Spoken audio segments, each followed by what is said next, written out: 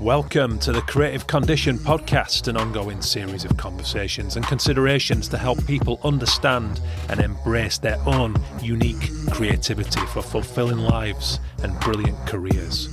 My name is Ben Talon. I'm an illustrator and author, and I bring 16 years of creative industry experience working with the New York Times, The Guardian, the Premier League, and more.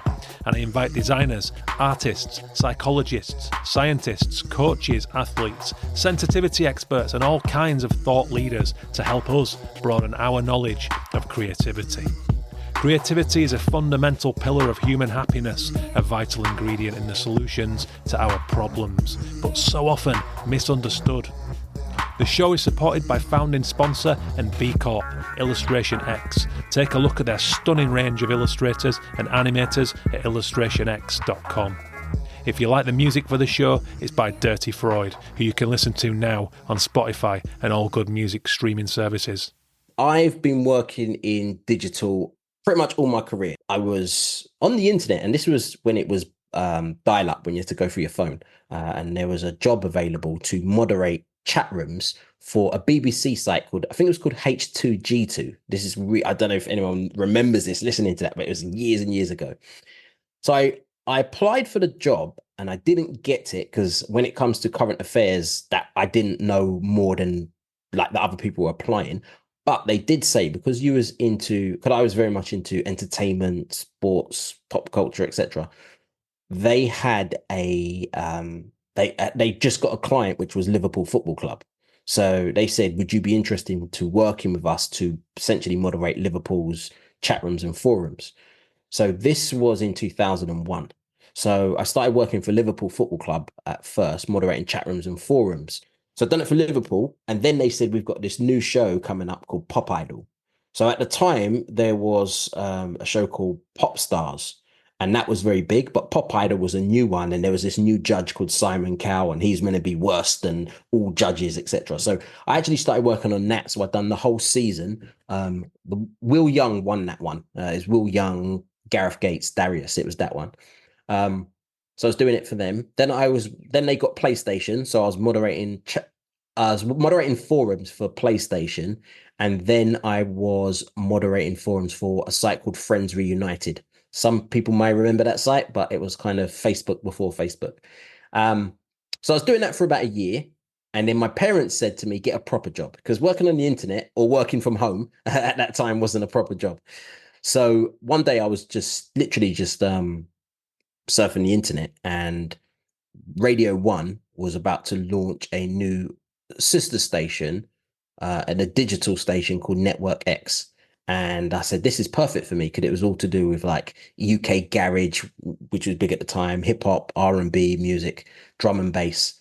So I was like, okay, this sounds perfect, because I always listened to their specialist shows in those genres. So I went to a few fairs, and when they were having it around the country, and then when it was available, I applied, and luckily I got an interview. And when I spoke to them, they said, the reason you've got the interview is, even though you've got no radio experience, but it's online, and digital radio, or DAB at the time, was going to be based a lot of it online. You were working with big companies at the time. So I ended up doing a few interviews with them and ended up being one of 16 to get the job. And I think like a few thousand people had applied. So I ended up working for Network X, which eventually became One Extra. So I was there at the beginning of One Extra, helped launch it. And I was producing radio shows for about 4.5 years in this DAB digital world. So still within that digital online world. Had a brilliant time.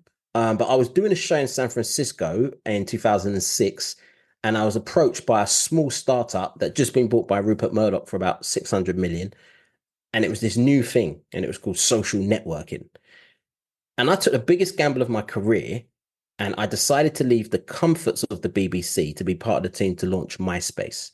And I was part of the team to launch it in the UK. So the UK, which was the second, the US was the main market, UK, and then the rest of Europe was the markets after that. So I was working for MySpace from 2006 to 2009. So when I joined, there was about 20 million people on the site. And within a year and a half, we took it to over 250 million. And about a year later, we lost 250 million. So I kind of know what works and what doesn't. When I left MySpace beginning of 2009, one of the things that actually happened to me, I ended up getting repetitive strain injury. So I have problems with the nerves in my hands. So because of that, and that was, I was going to leave, I had to leave. I couldn't work anymore. Um, so because of that, I was kind of saying to myself, what shall I do? And then by chance, one of my friends said, do you want to come and speak to kids about what you're doing? Because when you was working at MySpace, I was working in entertainment. So under me was like music, fashion, films, TV, and music, fashion, films, TV, and something else, sport. So I was doing a lot of stuff there, and because I'd met a lot of celebrities and worked with a lot of famous people, he was like, "Can you come in and speak to my students at a school?" And I said, "Can I do more than just speak in assembly? Can I come up with something?" He said, "Like what?" And then I went away and I built a course, and he loved the course. So did the headmistress, and then that course ended up me creating a it was a 4 week course, and it was for 90% of their GCSE English coursework. And it was for kids that were on borderline CDs. So at the end of the course, we ended up getting C's, B's, and A's for pretty much all of the students. Well, not for pretty much all of the students got C's, B's, and A's. So the school was extremely happy. I was actually on TV, featured on TV. I was in a few newspapers as well. And then a couple of friends said, "Hey, why don't you come and train here?" And then that's when I started getting into the corporate world. So I trained at the IAB, so the Internet Advertising Bureau. So I was one of their trainers there. Then I started training a lot of the ad agencies like Saatchi and Saatchi, JWT, Leo Burnett, and then RIM as well. So RIM, their main thing was BlackBerry. And then from there, just kind of word got around. This guy, he's got, by now he had about 8, 9 years experience working in digital. So this is 2010. He should train you. And then pretty much since then, I've been training and I've been as busy today as I was 10 years ago. So yeah, that's pretty much in a nutshell my career. That's what I do now. I educate. I always trying to work out what are the challenges they face, what are some of the pain points, what are the wants, what do they need, what are the things to connect, and then I build content around that. Let's talk about today's landscape, because we are in what seems to me to be something of a wild west. We're in a revolution. Would you agree with that with AI? Yeah, I think with AI. So because I've been involved in digital for like full time since 2001, I've seen the birth of pretty much most things now. I've seen the birth of search, or Google search as we know it. So, because at the time, what was popular was Alta Vista and Ask Jeeves. They were kind of like the main search engines. I've seen the birth of AdWords, like pretty much as the revolution of targeted ads that way. Because again, it was more of the CPU units at the time. So it's like the like mid-page units and things like that. And banners. I've seen the birth of mobile. I've seen the birth of social media. I've seen the birth of influencer marketing. So I've seen pretty much the beginnings of most things. And I've never seen anything as impactful as generative AI in such a short space of time. Um, Not even close. Mobile probably was the closest one, but I've never seen anything as powerful as this. So for me, when it comes to my training, because I train digital marketing and I have certain areas of expertise, but I have a way of teaching. I'm looking at fundamental things. So when it comes to people say, when I teach AI, really I'm using more generative AI from a how to use it to communicate and market, and that could be from creative content to how you communicate, engage, convert people. So that's kind of like the area of AI that I personally focus in. But when you start looking at the whole area of AI as well, it's the biggest thing since the internet. That's how I look at it. Yeah, good. That's a good way to put it. But I think we're still very much finding our feet, and people are equal parts panicked, excited. There's all the emotions flying around at the Yeah, moment. definitely. Definitely. I think that with what you'll find is initially, I think you'd think, okay, it's going to take my job. But what I've also noticed is that the best people who use Midjourney are art directors, because ultimately, when it comes to Gen AI, it's to do with the prompt. What do you type in? If it was, for example, if I if I was using the likes of ChatGPT to I don't know, diagnose or to get fit, there's a difference between my prompt and a physical personal trainer, because they will say, all right, well, I want this type of food program, I can only have this much protein a day, this is these joints are hurting me, and like they go into detail. Well, I'll just like, look, I've got a 2-year-old, so I'm busy. Can I come up with a training program? That would be like how depth my prompt would be. And it's the same as art. Like I might say a picture of a dog on a skateboard going down the beach, but you would go into this type of camera lens, this type of shot. If I'm going to eventually turn it into a moving image, I want this type of shot because I know this looks better. I want this type of shadow. I want, like, you can go into the detail to make a better picture. And some of the people that I know that's got the best prompts, pretty much they're all art directors, or they all work for some creative thing. So what's happening is, where before, for them to do 100 like campaigns, it might take X amount of years. Now they can do it in a couple of weeks. That's essentially what's happened now. But ultimately, Gen AI just goes down to your prompt and your imagination. It's, and to that point, it seems that it is being integrated into the workflow.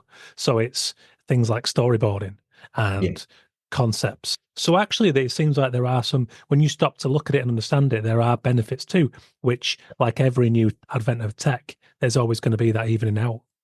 Yeah, exactly. And that's an important way to look at it. Look, is AI going to replace jobs? Yes, there's no getting around that. But social media replace jobs, so it's not mobiles replace jobs. Like, technology replaces jobs. That's kind of one of the main functions of technology. But if you can utilize this, and it's still really early days, so anyone listening, it's still really early days. If you can utilize it and get it to work for you, then eventually you can become indispensable. Because yes, there are loads of jobs that's going to go, but there's also going to be huge opportunities as well. So that's kind of like how I've seen Gen AI, because I've seen it happen across pretty much so many other things in digital. I know this story. I see how it plays out. And I don't think it will change that much because of Gen AI. It'd just be probably faster and more like more people using it. You're going to assume that everyone's going to be using it after a while. It might not be necessarily. There's still a lot of. If I create, so at the moment, the video generators are quite popular. So Runway ML, Sora when it eventually comes out. There's one Dream Maker by Luma. So there's a few of them that's getting to a really good level. But there's still a lot of post-production you have to do. There's still a lot of, you're not going to just type in a prompt and get the perfect video. You're going to type in a prompt and you get 60%, and then you type in another prompt and you might get 10%, and you type in another prompt, you get 80%. So you're constantly doing prompts. I was with my friend and he says for every good video, you get 10 that were just terrible. So that's the same. For every selfie you see, there's 1,500 that didn't make it. And it's the same here. But then you have to put it into Adobe Premiere, or if it's images, Photoshop, to kind of just tweak it. Then the question then goes down to, and this goes back to copyright, what you was talking about before, who owns it. Where's the line between AI and someone created it? Because if, for example, it was you created something and you just used AI to just kind of just tweak a certain bit, is it AI generated? Or if it's AI generated and then you actually put it in post-production and you do a lot of changes, is it AI? You can say it was AI generated, but actually it was just generated by that, but the actual end product was not really. So that's where there's going to be a line. Where does it sit? And that line's important, especially if you're going to use social media, because social media is now telling people this is AI generated. Yeah, there's going to be so much gray area in this space. It's like they're still trying to deal with trademarks and copyrights from when I was at MySpace, and I left MySpace 2009. So I don't know how they're gonna deal with this quickly. So yeah. Yeah. Well, it feels like a good time to talk about the fundamentals of all this stuff, with particular reference to kind of digital marketing and specifically online. No, the fundamentals hasn't changed. When it comes to, and this is something that I always teach, I always focus on the fundamentals, because people's behavior changes, technology changes, fundamentals they don't really change. These are the things to master, regardless, however you use if you're a content creator in this digital world, it's not just the case of creating content. Yes, you have to create content. And there is that saying, content is king, but content is king if people see it. If they don't see it, is it king? So then the next thing is, well, how are we going to promote that content to get to the relevant people? And that's the problem with that. That's when you start chasing the algorithm. But that's only one way, like, people can see your content. And then, because I'll say ego, but I don't mean it in a negative way. But when people post, you want feedback, So because of that, you want the likes, you want some comments, you want some shares. Otherwise, you wouldn't really post. And then it's a case of measuring. So actually, when it comes to the fundamentals, now it's creating content, it's promoting that content, it's getting that engagement, especially if you're going to use social media. And then it's measuring if it worked or converting people to a bigger project. Building a community is another fundamental thing. But as I said, technology will change.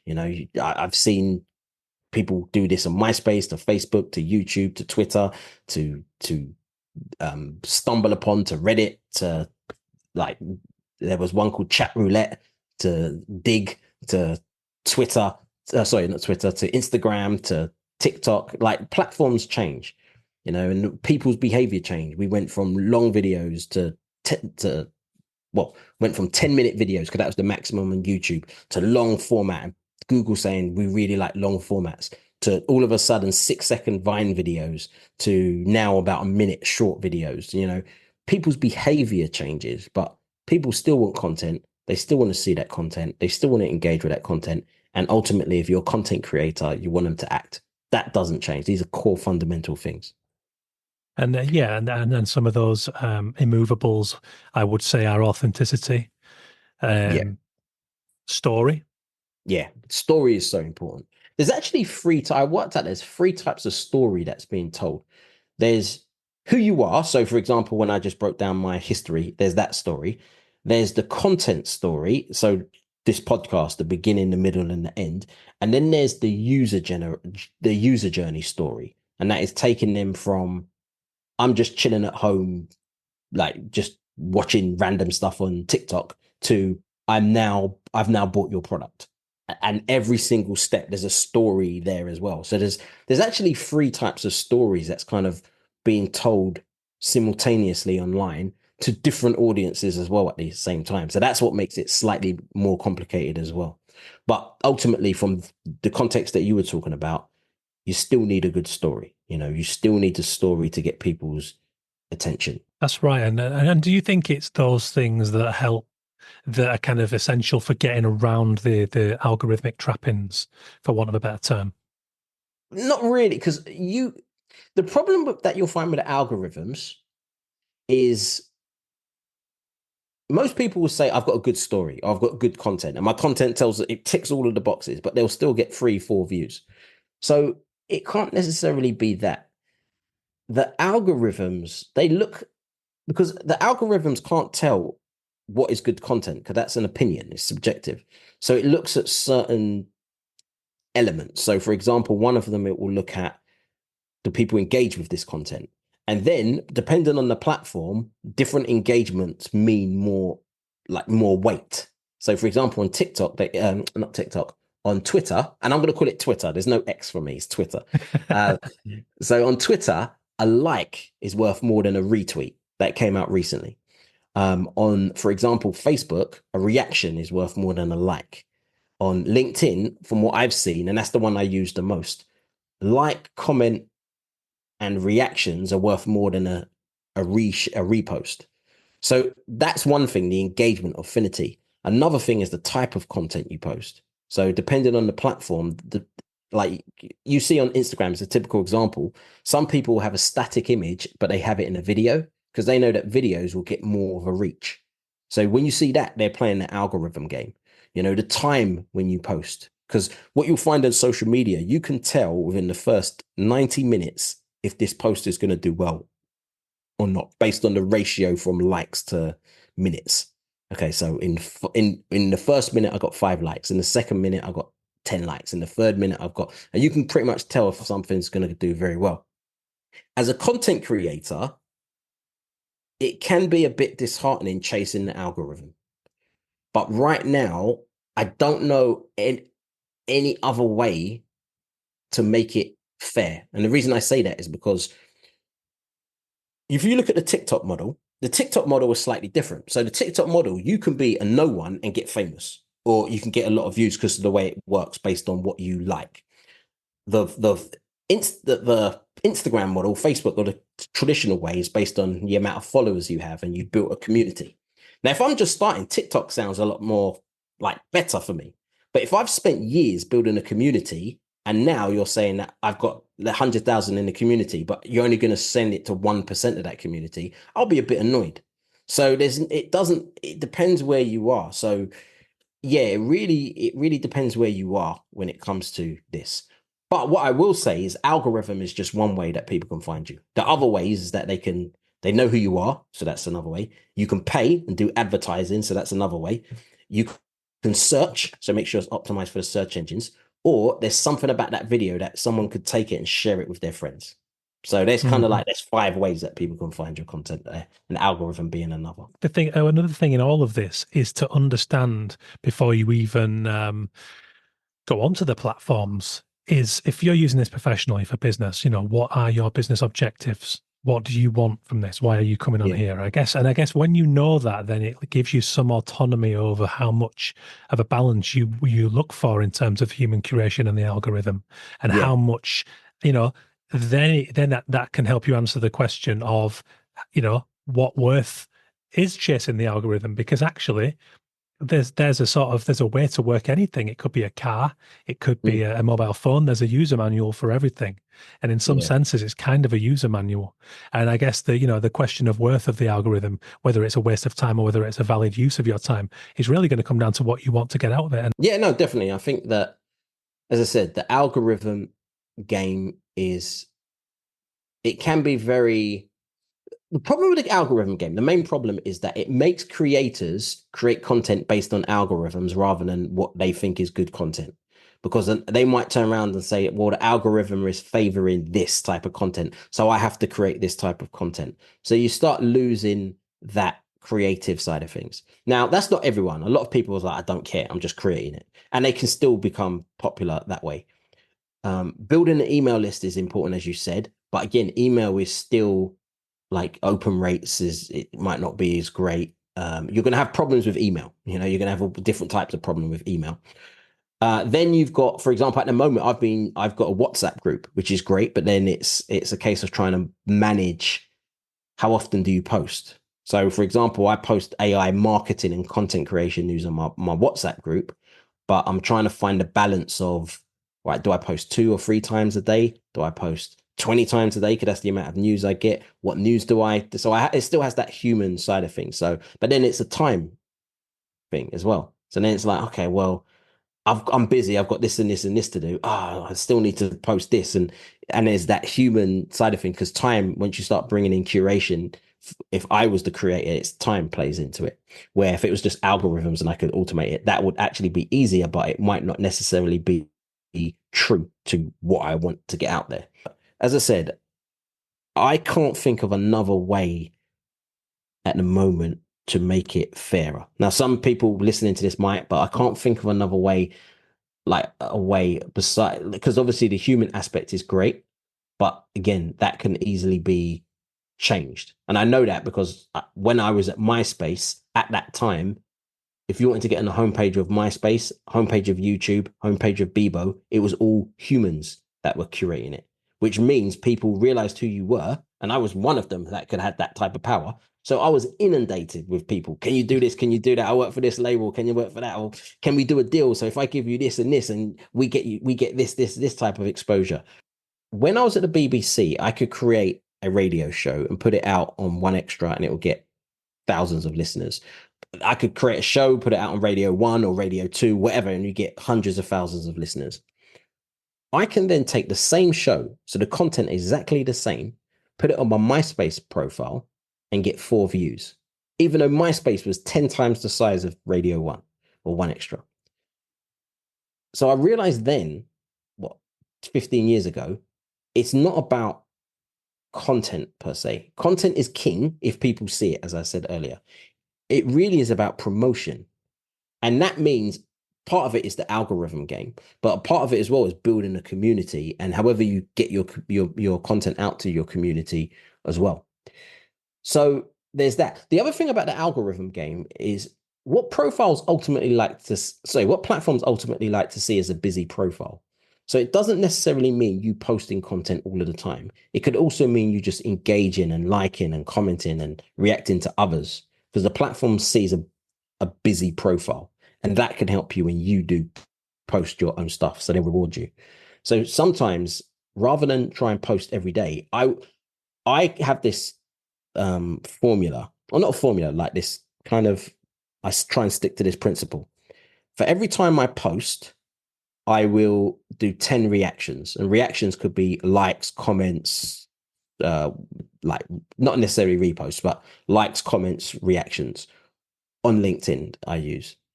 So, and then sometimes on days where I know that I'm like, for example, today, I'm not going to post because yesterday's post done so well. So I still want it to kind of, it's about 48 hours. You kind of let it go if it does really well.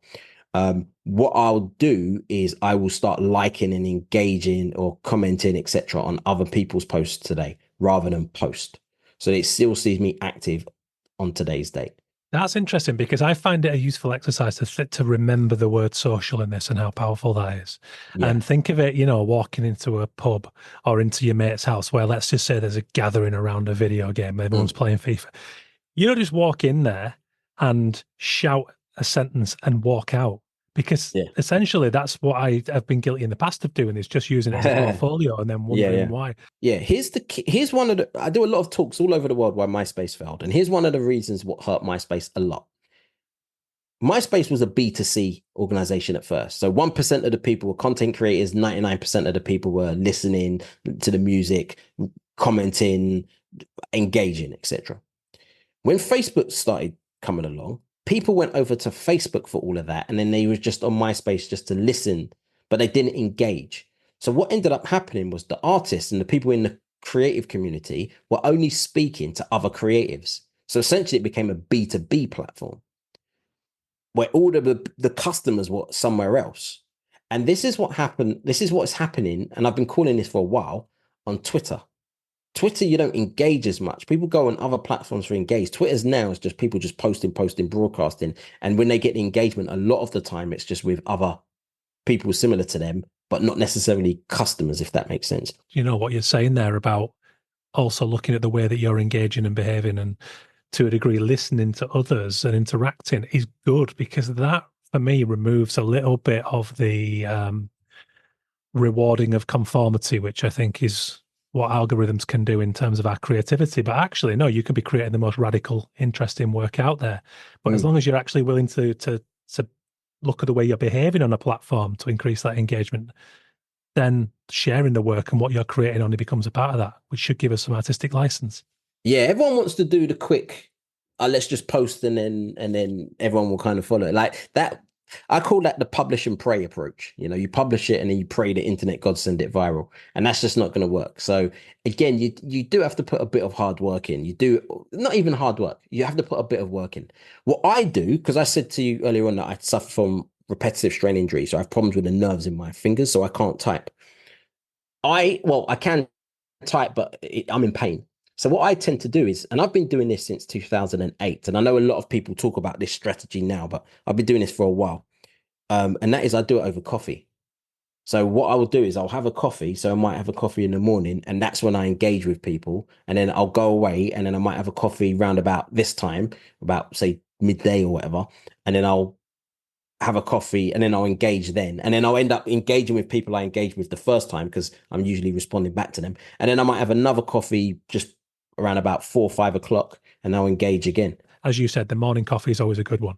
Morning coffee, let's say 5 interactions on social media, or add 5 new people on LinkedIn and start a relationship, and then 5 emails to trusted and tried clients. And at least then when you start to add that up over the course of, let's say, a month, you're in the game. There's a chance that you might pick something up. You're encouraging fortune to favor you.